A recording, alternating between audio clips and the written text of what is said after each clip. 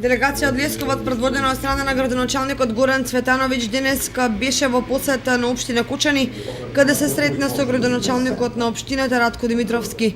На средбата двајцата градоначалници разменија искуство од неколку значајни проекти, меѓу кои изградбата на пречистителна станица и регионална депонија за управување со цврстиот отпад. Лесковац е исто така покрај тоа што е град на текстилот, тој е град на земјоделието, а истите работи кои што ги не имаме како проекти, тие веќе ги поминаа. Тоа е изградбата на станицата за преработка на пречистителните води и имаат регионална депонија за управување со цврстиот отпад.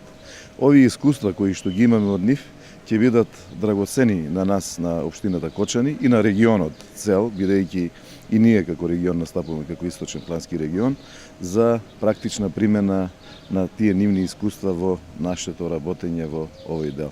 Се на се, мислам дека денешната втора средба, бидејќи првата имавме во Лесковац, ќе влијае на тоа да имаме едни мощни, добри, пријателски, коректни и добри односи и добра соработка. Градоначалникот на Лесковаc Цветановиќ на средбата ги образложи искуството од успешната реализација на два доста значајни проекти кои ги поврзуваат овие две општини.